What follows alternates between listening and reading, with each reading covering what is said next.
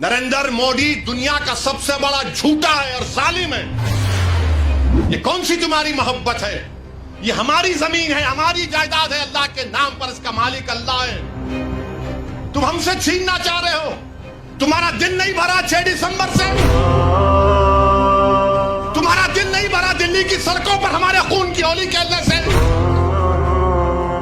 तुम्हारा दिल नहीं भरा हमारे बच्चों का एनकाउंटर करने से, तुम्हारा दिल नहीं भरा बुलडोजरों से हमारे घरों को तोड़ने से, तुम्हारा दिल नहीं भरा हमारे बच्चों के सरों से हिजाब खींचने से, तुम्हारा दिल नहीं भरा हमको इस मुल्क की शरीयत खत्म करने का कानून बनाया। अब तुम हमको हमारे वजूद को मिटाना चाहते हो। खुदा की कसम अपने वजूद को मिटने नहीं देंगे इंशाअल्लाह ताला। जब तक कलेक्टर की इंक्वायरी मुकम्मल नहीं होती वो जायदाद वक्फ की नहीं रहेंगी। यानी मेरी मस्जिद है और मस्जिद को कलेक्टर बोलेगा मैं इंक्वायरी कर रहा हूं, तुम्हारे खिलाफ कंप्लेंट आई तो नमाज नहीं पढ़ना, तुम्हारी दरगाह है तुम फातिहा नहीं करना, तुम्हारा मदरसा है तुम नहीं तालीम दिलाना। बाप की जागीर है कलेक्टर की, आसारे खदीमा कब्जा करके बैठा है। जैसा यह कानून बनेगा उसमें कब्रस्तान भी है, उसमें मस्जिद भी है, ईदगाह भी है, जमीनात है। एएसआई बोलेगा हम मालिक तुम आओ। ये आसारे खदीमा के लोग ये हिंदुत्व के इशारे पर नाचने वाली कठपुतली है लोग। मेरे अजीज दोस्तों और बुजुर्गों, मेरी आपसे दबन गुजारिश है कि महाराष्ट्र के असेंबली इंतखाबात आने वाले हैं। मैं आपसे अपील कर रहा हूं, जो लोग वक्फ की जायदादों को बर्बाद करने आ रहे हैं, आप और हम मिलकर उनको इंशाअल्लाह बर्बाद कर देंगे सियासी तौर पर। मेरी आपसे अपील है कि मैं यकीनन कह रहा हूं कि इस महाराष्ट्र की विधानसभा में आपको इम्तियाज जलील को और मंजलिस के नुमाइंदों को भिजाना जरूरी है। तुम्हारी आवाज हो, अगर तुम्हारी आवाज नहीं होगी तो कौन आवाज उठाएगा? तुम नहीं देखते पार्लियामेंट में क्या हो रहा है? तुम नहीं देख रहे पार्लियामेंट में कौन पुकार रहा है दीवानों की तरह? क्या तुमको नजर नहीं आ रहा कि किसके कलेजे में, सीने में, किसकी आंख में आंसू है जो तड़प तड़प कर देख रहा है कि मेरे बर्बादी का कानून मेरे आंखों के सामने बनाया जा रहा है? कौन होगा तुम्हारी आवाज को? छोड़ो इन चीजों को। कभी अपनों को भी तो अपनाओ, कभी अपनों को तो समझो। जो तुम्हारे लिए दिनों रात मेहनत कर रहे हैं उनकी आवाज बनाकर भिजाओ। यकीनन हराना है इंशाअल्लाह ताला, इन लोगों को हराएंगे इंशाअल्लाह ताला। मगर हराने का मतलब यही नहीं है कि तुम अपनी आवाज का गला घोट दो।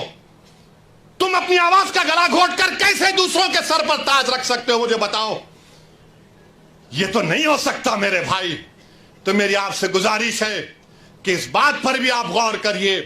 हम लड़ रहे हैं और लड़ते रहेंगे इंशाअल्लाह ताला। और अगर मोदी ये कानून बनाते हैं तो जैसा कि पर्सनल लॉ बोर्ड ने फैसला लिया कि अगर एहतजाज होगा मोदी जी तो आप हमारे वजूद को मिटाना चाह रहे हैं, बेहतर यह है कि मैं रोड पर आकर अपने आप को खत्म कर लूं, मगर अपने घर में बैठकर अपनी जायदादों को छीनना नहीं देख सकता जो अल्लाह उसका मालिक है। मैं घर में बैठकर नहीं दे सकता कि जिसका मालिक अल्लाह है उसको जायदाद को छीन लिया जाए। यह हुकूमत की जिम्मेदारी होगी। आपको अगर कानून बनाना है तो रोजगार दो, कानून बनाना है तो महिलाओं को बचाओ। अरे कैसा हमारा मुल्क हो चुका है कि उज्जैन में बीच सड़क पर, फुटपाथ पर एक जालिम शैतान एक खातून की अस्मत रेजी कर रहा है। यह कैसा हमारा देश हो गया है? यह गांधी का मुल्क, यह आजाद का मुल्क, अम्बेडकर का मुल्क, कि वो उसका वीडियो निकाल रहा है अस्मत रेजी का। यह कैसा हमारा वतन हो गया है जब हमने अंग्रेजों से खंदा मिलाकर जलियांवाला बाग में अपनी जानों को दे दिया। हमने काला पानी की सजाएं हमारे हिंदू भाइयों के साथ काटी। आज एक अशरफ मुनियार को ट्रेन के डब्बे में पीटा जाता है तो कोई उफ नहीं बोलने तैयार। बचाना तो छोड़ो, कोई उफ बोलने के लिए तैयार नहीं है। याद रखो, जब आप अपनी लड़ाई नहीं लड़ेंगे कोई तुम्हारी लड़ाई नहीं लड़ेगा। तुम्हारी लड़ाई तुमको लड़ना पड़ेगा। तुम 70 साल से सोच सोच कर धोखा खा चुके हो कि कोई और हमारी लड़ाई लड़ेगा। नहीं मेरे भाई, तारीख में अगर नाम लिखा जाना है तो यह वक्त है अपनी लड़ाई लड़ने का। यही वक्त है अपने वोट से अपने नुमाइंदों को औरंगाबाद से भिजाने का। तो मेरी आप तमाम से गुजारिश है कि आप पर्सनल लॉ बोर्ड ने जो आप सामने बात कही है। आप ज्वाइंट वर्किंग कमेटी को अपने एतराजात, अपना प्रोटेस्ट ईमेल और पोस्ट के जरिए भिजाइए। 15 सितंबर आखिरी तारीख है और अल्लाह से कसरत से दुआ करिए कि परवरदिगार तो हमको जिंदा रख कर ये नजारे मत दिखा कि हमारी जमीनें जिसका तू मालिक हमसे छीन ली जाए। अल्लाह से हम गिड़गिड़ा कर सरबसूद होए, से गिड़गिड़ा कर भीख मांगे, इत्तेहाद पैदा करिए। ये कानून ना देवबंदियों के मफाद में है, ना बरेलवियों के मफाद में है, ना अहले हदीस के मफाद में है, ना बोरी समाज के मफाद में है, ना अथना शरी शिया के मफाद में है, ना आगा खानी शियाओं के हक में है, किसी के हक में नहीं है। ये सिर्फ और सिर्फ मोदी जायदादों को छीनने के लिए कानून बना रहे हैं। अल्लाह इन जायदादों की हिफाजत करे, अल्लाह हमको इतने इत्तेहाद पैदा करे कि मुत्तहदा तौर पर इस कानून को रोकें और अल्लाह सुब्हानहू व तआला इन ऐसे हुकूमतों को, ऐसे पार्टियों को अल्लाह सियासी तौर पर इंतखाबात में इनको शिकस्त दे, बदतरीन शिकस्त दे। तेलंगाना में जो 33,929 जिसमें से 90% जायदादों के पास डीडी नहीं है। अब ये डीड का चक्कर ये है कि अगर खुदा ना खास्ता यह कानून बन जाएगा तो फिर आपको जितनी वक्फ की जायदादें हैं उसको रजिस्टर करवाने के लिए जब आप जाएंगे कलेक्टर साहब के पास तो कलेक्टर बोलेगा कहां है इसका कागज। CAA में कागज पूछ रहे, ये कानून में भी कागज पूछ रहे। अब आप बताइए कि 300 साल, 200 साल, 100 साल पुरानी जायदादें हैं, कौन सा कागज रहेगा? कौन सा कागज रहेगा बताइए आप। ने कागज लाओ तभी इसका रजिस्ट्रेशन होगा। तो वक्फ बाय यूजर आप अंदाजा लगाइए कितना बड़ा नुकसान हमारा होने वाला है। फिर उसके बाद इसमें सेक्शन 3C है, वो ये कहता है कि अगर कोई भी जायदाद वक्फ की है, यह कानून बनने से पहले और बाद में कोई भी जायदाद वक्फ की है और यह कानून से पहले और कानून के बाद वो वक्फ की जायदाद नहीं होगी ता वक्त कलेक्टर फैसला नहीं करेंगे। कौन कलेक्टर है ये भाई? कलेक्टर साहब के पास कोई भी जाके बोल देगा कि देखो ये जायदाद वक्फ की नहीं है, ये शिवसेना वाले जाके बोलेंगे, बीजेपी RSS वाले जाके बोलेंगे। कोई कलेक्टर हुकूमत के वक्फ के खिलाफ फैसला देगा? कोई जाकर उसको वो तो कलेक्टर साहब सोचेंगे अरे भाई मेरे को तरक्की करना है। और कानून ये कहता है कि कोई भी अपने ही मामले में जज नहीं बन सकता। अपने ही केस में जज कैसा बनेगा कलेक्टर, जिसको लैटिन में बोलते न्यूमो जुडोक्स इन कॉजा सुआए। अच्छा, फिर कलेक्टर जब इंक्वायरी, अगर आप जाके कलेक्टर को ही पावर दे दी आप कि कलेक्टर को जाकर कोई बोल देगा कि साहब ये इम्तियाज जलील का घर जो है ना वो वक्फ, या फिर कोई किसी का मस्जिद बोले ये वक्फ बोल नहीं है, तो कलेक्टर साहब क्या करेंगे? ठीक है मैं इंक्वायरी ऑर्डर करता हूं। अच्छा, उसमें लव का इस्तेमाल हुआ कानून में, क्या आएंगे?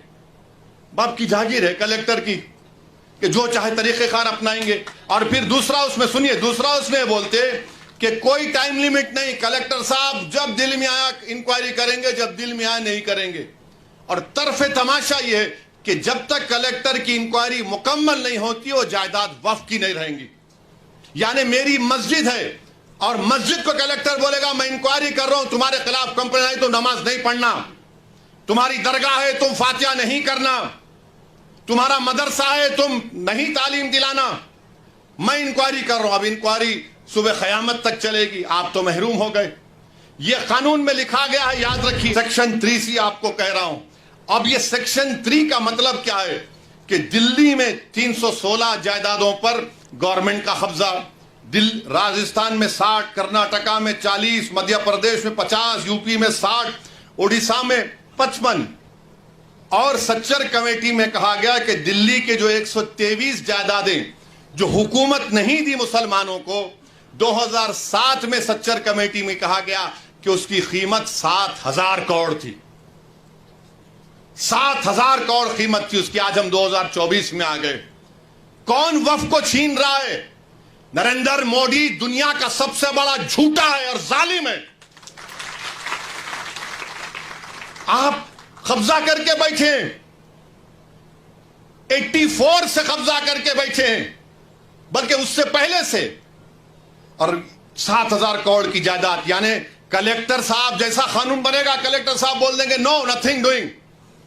یہ 123 پراپرٹیز جو 2007 میں 7,000 کروڑ کی تھی، آج 2024 میں شاید کم سے کم 20,000 کروڑ کی تو ہو سکتی ہے. موڈی جی بولیں گے نہیں بھائیوں بہنوں، میں تمہارا بھائی ہوں، 20,000 کروڑ دے دو تم میرے کو. یعنی آپ اندازہ لگائیے، سیکشن 3C کو نکال کر یہ کہہ رہے ہیں.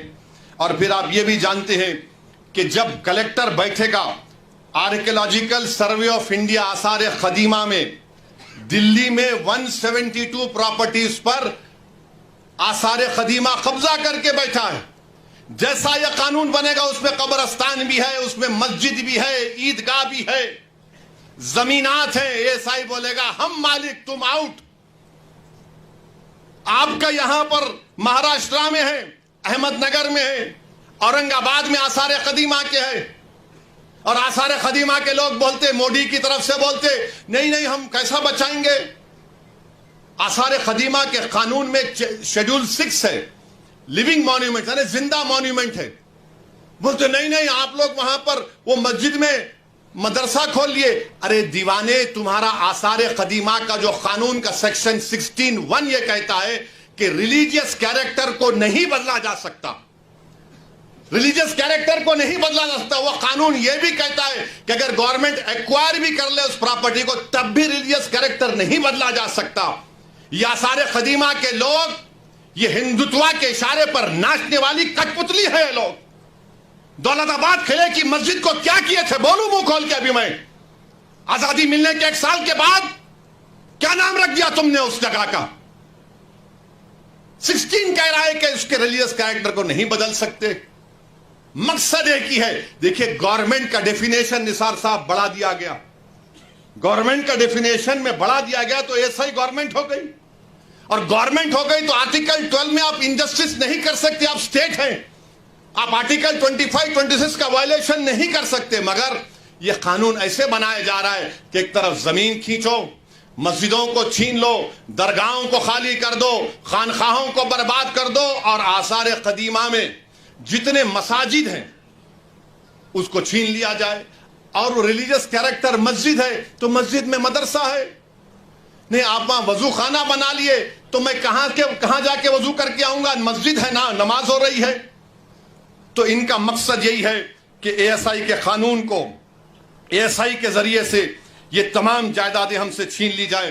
ASI کے قانون کو سیکشن 5, سیکشن 6, سیکشن 8 آپ پڑھیے، آپ کو معلوم ہو جائے گا.